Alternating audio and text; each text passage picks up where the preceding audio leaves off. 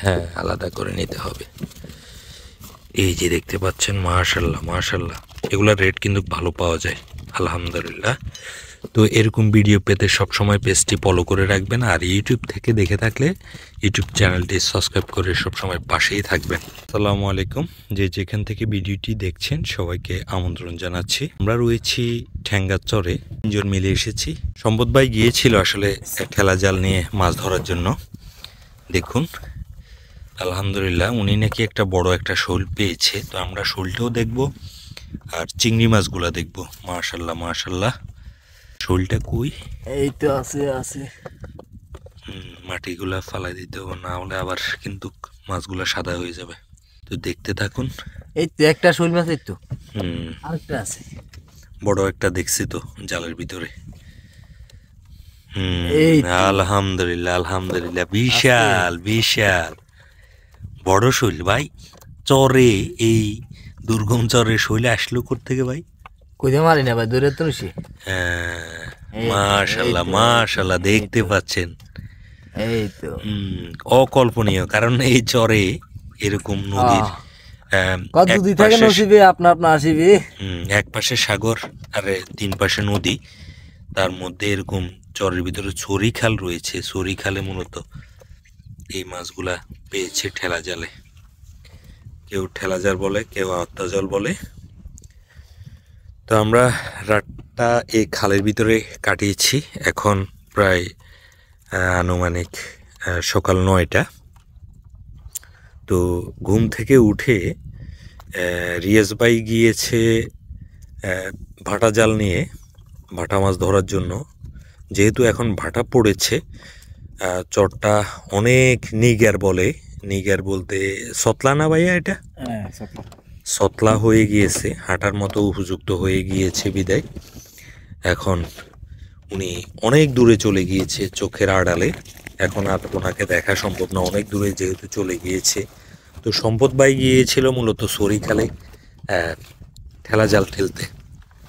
তো ঠেলে সম্পদ ভাই ফিরেছে আলহামদুলিল্লাহ। ভাই, চিংড়ি মাছ কতগুলো হবে? ইসা মাছ আনুমানিক কত 6 কেজি 5-6 কেজি হবে। এরকম। এটা থেকে তো বড়গুলো আলাদা করা হবে। জি জি। আর শোল যেটা পাইছেন এটা তো আধা কেজির উপরে হবে নাকি? হইব। মাশাল্লাহ মাশাল্লাহ।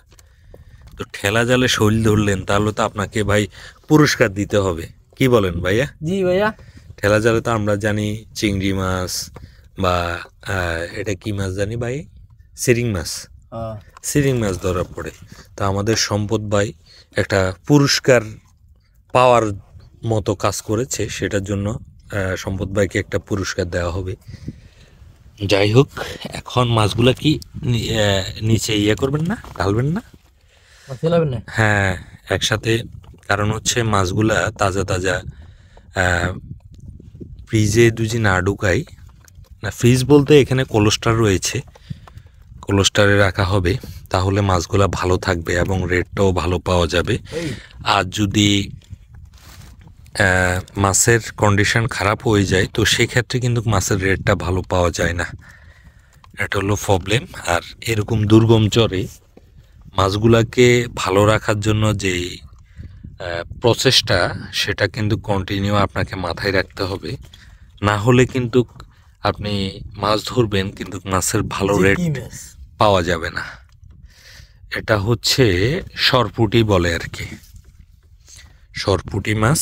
তবে মাছটা দেখতে পাচ্ছেন, এটা সরপুঁটি।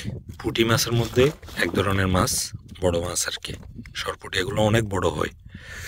যাই হোক, আনকমন কিছু মাছ পেয়েছে আমাদের সম্পদ ভাই। আর চিংড়ি মাছগুলো আমরা এখন আপনাদেরকে দেখাবো। এখান থেকে বড় বড় যে চিংড়িগুলো রয়েছে ওগুলা কিন্তু আলাদা করে, তারপরে বরফ মিক্স করে এখানে ছোট ককশিট রয়েছে। এই ককশিটে মূলত মাছগুলাকে সংরক্ষণ করা হবে। যেহেতু গরম পড়তেছে এখন, রৌদ্র, মাছগুলা এগুলা ছোট চিংড়িগুলাকে দ্রুত সংরক্ষণ করতে হবে, না হলে মাছগুলা সাদা হয়ে যাবে, তখন রেট ভালো পাওয়া যাবে না। ঠিক আছে না সম্পদ ভাই? জি ভাই। হ্যাঁ, তাহলে শুরু করি নাকি আমরা? হ্যাঁ মাশাল্লাহ মাশাল্লাহ মাশাল্লাহ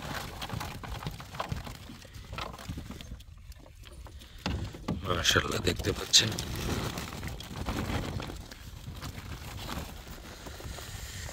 এখানে বড় বড় চিংড়ি রয়েছে।